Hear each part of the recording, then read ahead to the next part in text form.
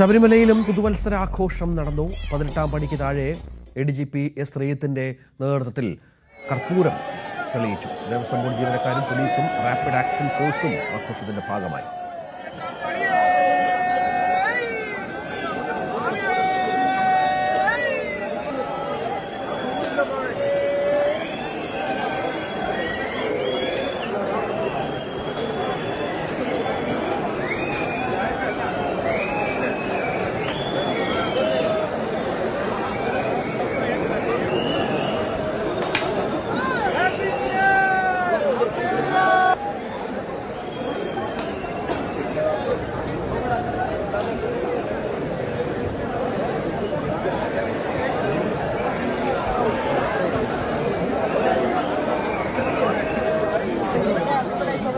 Happy New Year!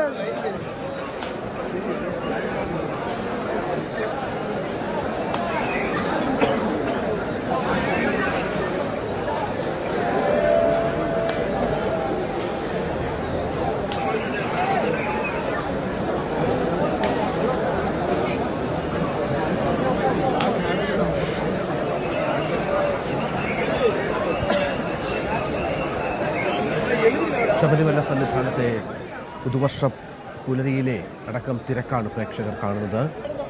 വലിയ തിരക്ക് അനുഭവപ്പെടുന്നുണ്ട്. കഴിഞ്ഞ കുറേ ദിവസങ്ങളായി ഇന്നലെ പോലീസ് ഉദ്യോഗസ്ഥരുടെ നേതൃത്വത്തിൽ അവിടെ പുതുവർഷവും ആഘോഷിച്ചിരുന്നു. ദൃശ്യങ്ങളാണ് കാണുന്നത്.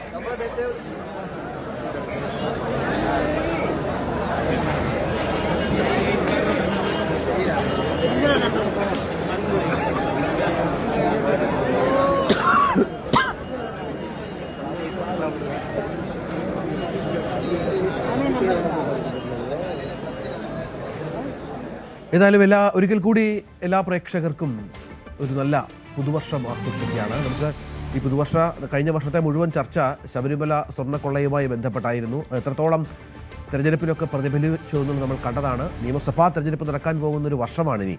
ശബരിമല സ്വർണ്ണക്കൊള്ളയുമായി ബന്ധപ്പെട്ട വാർത്തകൾക്ക് ഈ വർഷവും പഞ്ഞമുണ്ടാകില്ല. കാരണം SIT ഊർജ്ജസ്വലമായി ഈ വിഷയത്തിൽ അന്വേഷണത്തിലാണ്. കൂടുതൽ ഉന്നതരിലേക്ക് അന്വേഷണം പോകുന്നു എന്ന വിവരം കൂടി നമുക്ക് ലഭിക്കുന്നുണ്ട്.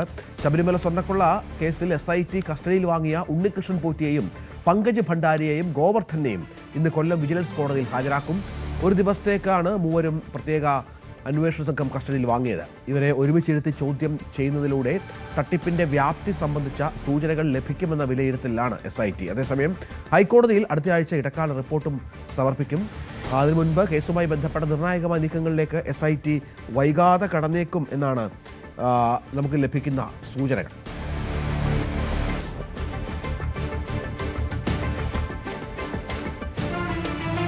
താമരശ്ശേരിയിലേക്കൊന്ന് പോകണം. അവിടെ പ്ലാസ്റ്റിക് സംസ്കരണ കേന്ദ്രത്തിൽ തീപിടുത്തമുണ്ടായിരിക്കുകയാണ്.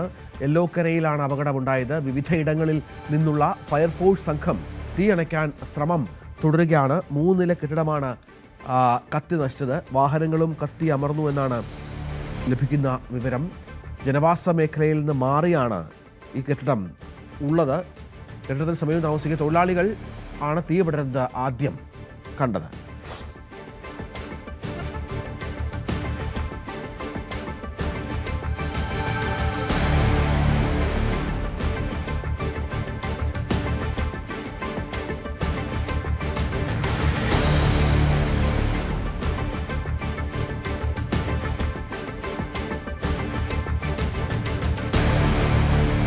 ശശി തരൂർ MP-യെ പുകഴ്ത്തി മുഖ്യമന്ത്രി പിണറായി വിജയൻ. രാഷ്ട്രീയമായി വിരുദ്ധചേരിയിൽ നിൽക്കുമ്പോഴും നാടിന്റെ വികസനത്തിനായി തരൂർ നടത്തുന്നത് ക്രിയാത്മകമായ ഇടപെടലാണെന്നാണ് മുഖ്യമന്ത്രിയുടെ പ്രശംസ.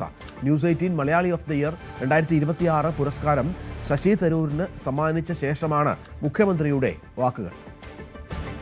ഇത്തവണത്തെ പുരസ്കാരം ലഭിച്ചിട്ടുള്ളത് നമുക്കേവർക്കും പ്രിയപ്പെട്ട ശ്രീ ശശി തരൂരിനാണ്. തികച്ചും ഉചിതമായ തീരുമാനമാണിത്.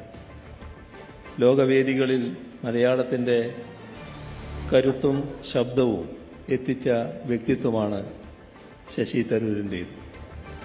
ലോകമറിയുന്ന എഴുത്തുകാരൻ, ഐക്യരാഷ്ട്രസഭയിലടക്കം പ്രവർത്തിച്ച് വലിയ അനുഭവപരിചയമുള്ള നയതന്ത്രജ്ഞൻ, ഈ നിലകളിലെല്ലാം പ്രശസ്തനായ വ്യക്തിയാണ് അദ്ദേഹം. ഐക്യരാഷ്ട്രസഭയിൽ ഉന്നത പദവികൾ അലങ്കരിച്ചപ്പോഴും ഇപ്പോൾ പാർലമെന്റ് അംഗം എന്ന നിലയിൽ പ്രവർത്തിക്കുമ്പോഴും നമ്മുടെ നാടിനോട് അളവറ്റ കൂറ് പുലർത്തുന്ന കാര്യത്തിൽ ബദ്ധശ്രദ്ധനാണ് അദ്ദേഹം. നമ്മുടെ നാടിൻ്റെ സംസ്കാരത്തെയും വൈവിധ്യത്തെയും കുറിച്ച് അന്താരാഷ്ട്ര തലത്തിൽ ശരിയായ ചിത്രം നൽകാൻ അദ്ദേഹത്തിന് സാധിച്ചിട്ടുണ്ട്. വിജ്ഞാനവും വാഗ്മിതയും കൈകോർക്കുന്ന അദ്ദേഹത്തിൻ്റെ പ്രവർത്തന ശൈലി പുതിയ തലമുറക്ക് മാതൃകയാണ്. രാഷ്ട്രീയ അഭിപ്രായ വ്യത്യാസങ്ങൾക്കപ്പുറം കേരളത്തിൻ്റെ പൊതുവായ വികസന കാര്യങ്ങളിലും നമ്മുടെ നാടിൻ്റെ തനിമ ഉയർത്തിപ്പിടിക്കുന്നതിലും അദ്ദേഹം കാണിക്കുന്ന താൽപ്പര്യം എടുത്തു പറയേണ്ടതാണ്. രാഷ്ട്രീയത്തിൽ അഭിപ്രായ വ്യത്യാസങ്ങൾ ഉണ്ടാകും, പക്ഷേ ആത്യന്തികമായ ലക്ഷ്യം സമൂഹത്തിന്റെ നന്മയാകണമെന്ന് ശശി തരൂർ MP. വിശ്വപൗരൻ എന്നറിയപ്പെടുന്നതിനേക്കാൾ ഇന്ത്യൻ പൗരൻ എന്നറിയപ്പെടാനാണ് ഇഷ്ടമെന്നും news 18 Malayali of the year പുരസ്കാരം സ്വീകരിച്ച ശേഷം തരൂർ പറഞ്ഞു. ശ്രീ നാരായണ ഗുരു എപ്പോഴും പറയില്ലേ, മതമേതായാലും മനുഷ്യൻ നന്നായാൽ മതിയെന്ന്. അതുപോലെ ഞാൻ പറയട്ടെ, രാഷ്ട്രീയം ഏതായാലും രാഷ്ട്രം നന്നായാൽ മതി.